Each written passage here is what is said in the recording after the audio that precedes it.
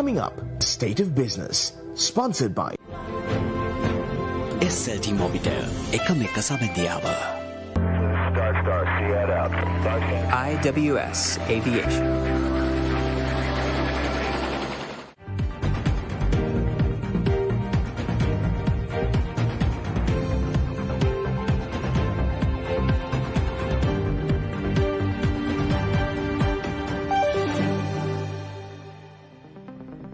Good evening and welcome to the State of Business on our television. I am Shavika Samara-Singha. Let's have a look at the headlines. Nation sees increased export earnings in July 2022. Government refutes UNICEF report on malnutrition in Sri Lanka. News in detail. The Social Security Contribution Levy Bill, which was to be passed without debate in Parliament yesterday, has now been slated for debate tomorrow, as members of Parliament indicated that a debate was necessary. Accordingly, the adjournment debate on the mid-year fiscal position report for the year 2022, which was scheduled to be held tomorrow, will be held on a later day. This decision to hold a debate on the Social Security Contribution Levy Bill was reached following the request from the Speaker by National People's Power leader Anura Dissanayaka and SJP MP Dr. Harsha De Silva, given that amendments have been submitted for the bill. Budget 2022 introduced the Social Security Contribution Levy Bill as a measure to raise government revenue and rebuild the economy hobbled by the COVID-19 pandemic. This tax is levied at a rate of 2.5%, upon which the annual turnover is 120 million rupees on taxable turnover of imports, manufacturers, service providers, wholesalers and retailers.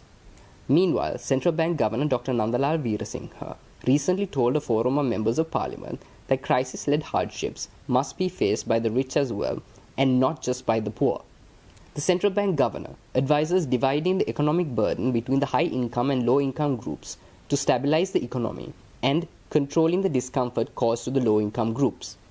The governor stressed the need to allocate money for social security networks so that low-income groups can be protected from the economic crisis. Dr. Veerasinghe also pointed out the need to increase government revenue by controlling borrowing. It was stressed that inflation should be controlled and export income should be increased while managing government income and expenditure. He added that state revenue should be increased to at least 14 or 15%. The governor highlighted that by restricting imports, the cost of $2 billion last year was reduced to $1.3 billion this year, and said that it was possible to buy essential items such as medicine, mineral oil, and gas.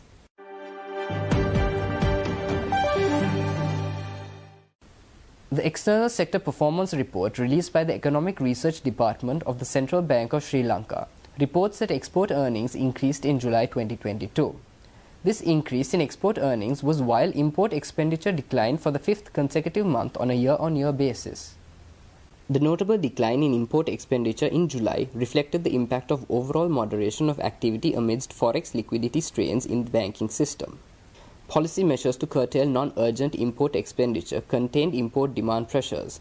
Thus, the trade deficit recorded a notable contraction in July 2022 over the year, thereby easing stresses in the domestic foreign exchange market.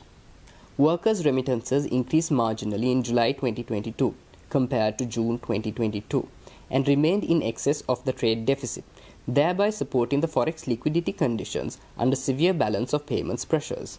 Earnings from tourism recorded an increase in July 2022 year-on-year on the low base. Foreign investment in the government securities market and the Colombo Stock Exchange recorded a marginal net inflow during July 2022. The central bank continued to provide forex liquidity to finance essential imports, exhausting the usable level of gross official reserves. Meanwhile, the weighted average spot exchange rate in the interbank market remained at around 361 rupees per US dollar during the month. The balance in the merchandise trade account recorded a deficit of $123 million in July 2022 compared to the deficit of $606 million recorded in July 2021. Meanwhile, the cumulative deficit in the trade account from January to July 2022 narrowed to $3,637 million. Terms of trade. The ratio of the price of exports to the price of imports deteriorated 3% in July 2022 compared to July 2021. As the increase in import prices surpassed the increase in export prices. Earnings from merchandise exports grew 5.4% in July 2022 over July 2021, to $1,164 million. Cumulative export earnings increased 12.9% from January to July 2022 and amounted to $7,678 million compared to $6,803 million in 2021. Earnings from the export of industrial goods rose in July 2022 by 12.4% compared to July 2021, contributed by higher export earnings from garments and gems, diamonds and jewelry. Total earnings from the export of agricultural goods declined 14.5% in July 2022 compared to July 2021. A substantial share of the decline contributed by seafood and spices. Earnings from mineral exports declined 42.8% in July 2022 compared to July 2021, mainly due to a decline in export earnings from titanium ores. The export volume index decreased 8%, while the unit value index improved 14.6% year-on-year in July 2022. The increase in export earnings can be attributed to higher export prices. The central bank report also shows that expenditure on merchandise imports declined substantially by 24.8%. Merchandise imports declined $1,287 million in July 2022 compared to $1,710 million in July 2021.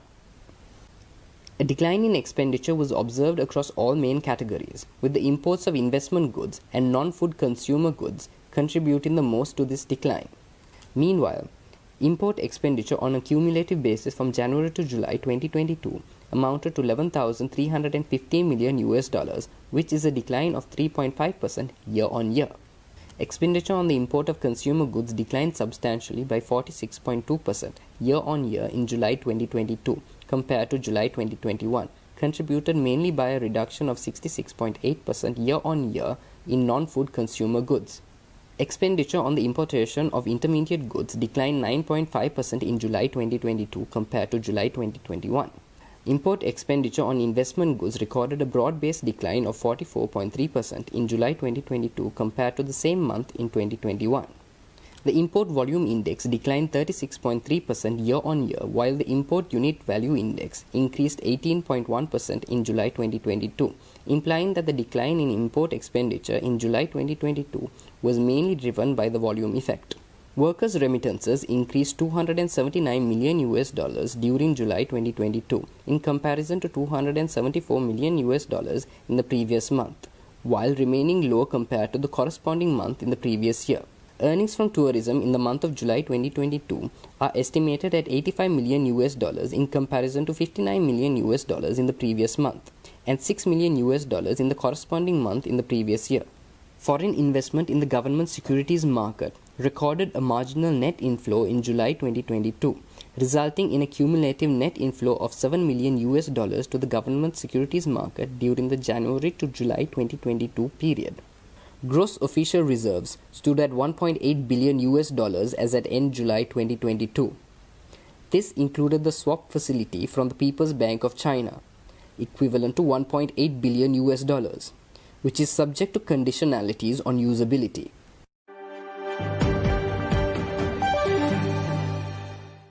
Stay tuned, we will return after this commercial break.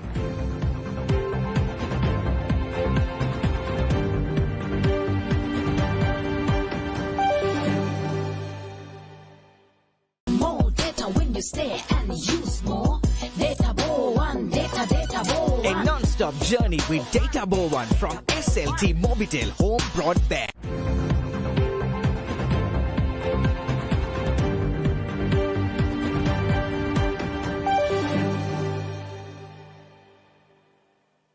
Welcome back. The government is stepping up efforts to ensure food security and nutrition via a 10-year strategy that seeks to push for steady supply chain and nourishment for all citizens. The Cabinet of Ministers on Monday approved a 10-year national nutrition policy, as well as a 2-year multi-sectoral integrated mechanism for food security and nutrition to be launched immediately. Through the 10-year National Nutrition Policy, the government intends to provide foolproof solutions to the numerous issues that affect nutrition. It also aims to maintain a steady food supply chain to secure healthy food consumption. The proposal to this effect was submitted by the Minister of Health, Kehiliya Rambukwalla. The 2-year multi-sectoral integrated mechanism will be spearheaded by the National Food Security and Nutrition Council through the provincial, district, divisional and Grama Niladhari division levels to ensure that it covers all vulnerable groups. The move comes into effect after the World Food Programme in its latest report noted that 6.3 million Sri Lankans have been rendered food insecure, meaning that they cannot access a nutritious diet on a daily basis. Nutrition Department Head with the Medical Research Institute, Dr. Renuka Jayatissa, recently told journalists that around 14% of Sri Lankan households were poor and that the children in these families were vulnerable to malnutrition. The World Food Programme is working towards solutions to the current food supply shortage, as the economic crisis has impacted numerous sectors across Sri Lanka, including nutrition security. Meanwhile, Secretary to the Ministry of Health, Janaka Chandragupta, at a recent press briefing refuted UNICEF claims that malnutrition in Sri Lanka was on the rise. විශේෂයෙන් සඳහන් කරන්න ඕනේ UNICEF ආයතනයේ මෑතකදී මන්ද පෝෂණය වැඩි වී ඇති බවට මාධ්‍ය මගින් ප්‍රකාශයටපත් කරා. අපි මේ මාධ්‍ය මගින් ප්‍රකාශයටපත් කළ තියෙන ප්‍රකාශය පිළිබඳව සෞඛ්‍ය අමාත්‍යාංශයේ විදියට පිළිගැනීමට එකගත්වයකට පත්වන්නේ නැහැ. විශේෂයෙන් සඳහන් කරන්න ඕනේ. විශේෂයෙන්ම ඔවුන් මේ දත්ත පදනම් කරගෙන තිබුණේ 2016 වර්ෂය. ඊට පස්සේ වෙනත් රටවල විවිධ වර්ෂවල වසර විශේෂයෙන්ම 2009 සිට 2021 දක්වා විවිධ කාලයක් තුල පැවති දත්ත පදනම් කරගෙන තමයි මොවුන් විසින් මෙම ප්‍රකාශය නිකුත් කළා තියෙන්නේ.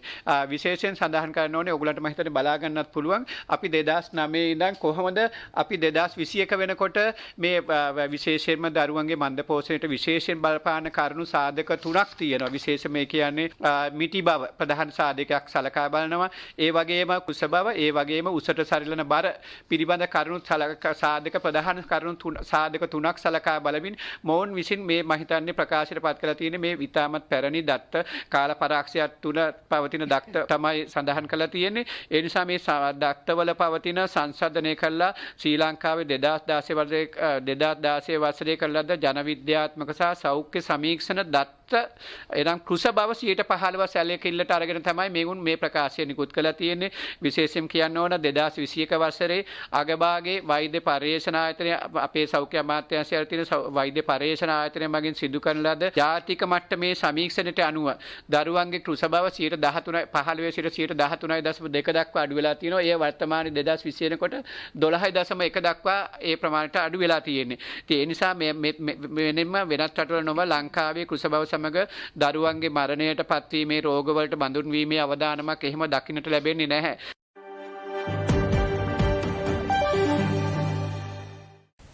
Minister of Plantation and Industries Dr. Ramesh Pathirana told Parliament that the UNICEF report on a significant increase in malnutrition based on its data collection process is not acceptable.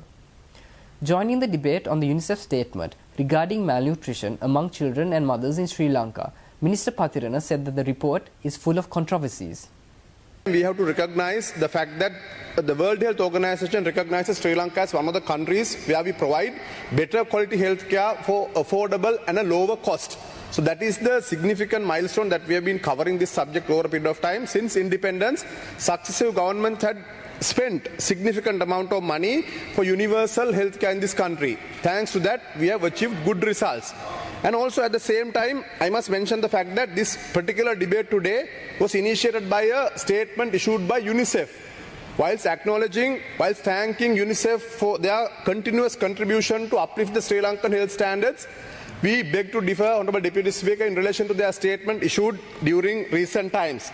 They have categorized Sri Lanka at the 6th position in relation to malnutrition conditions in Sri Lanka. In this particular report, which I have today, I downloaded from the internet. They have stated Sri Lanka at the 6th position, having a malnutrition level of about 15.5, referring to data from 2016.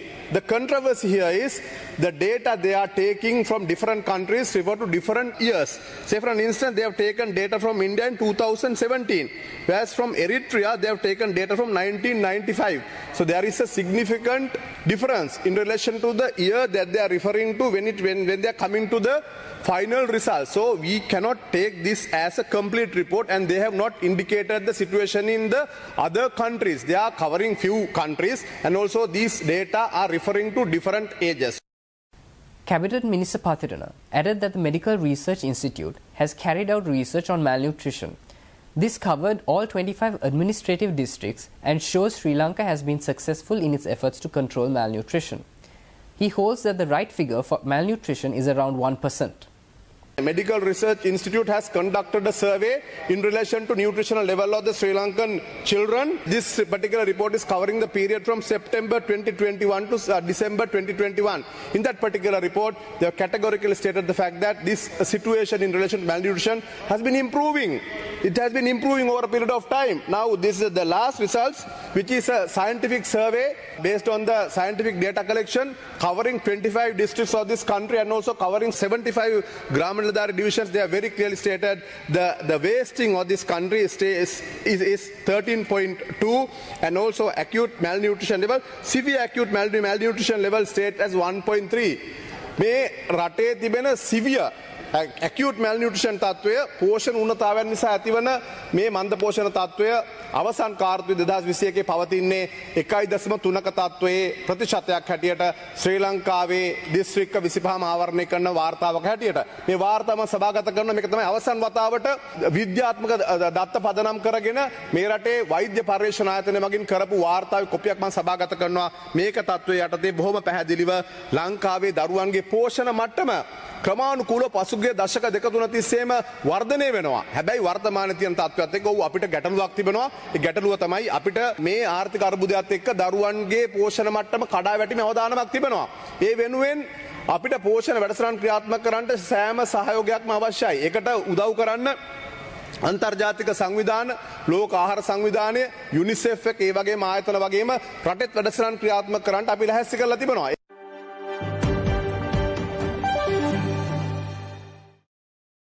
Stay tuned for stock updates.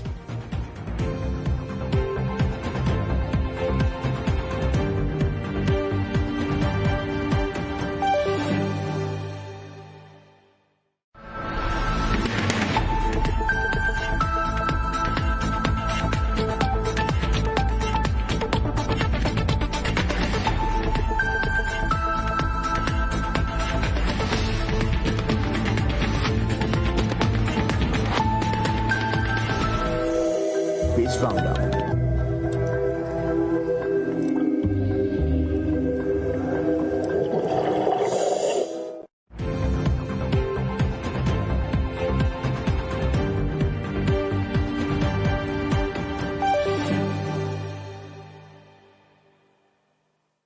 Trading at the Colombo Stock Exchange ended on positive notes today. The all-share price index gained 116.94 points to close at 9,447.27, and the S&P SL20 gained 19.77 points to close at 3,017.97. The turnover was 6 billion rupees and over 276 million shares were traded. Up next are forex rates.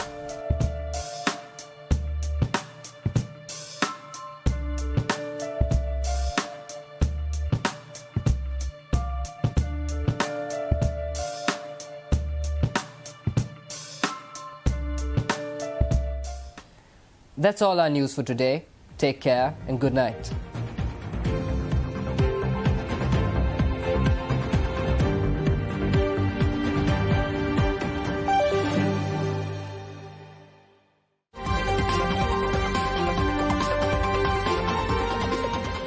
State of Business was sponsored by SLT Mobitel එකම එක සමගියාව. IWS Aviation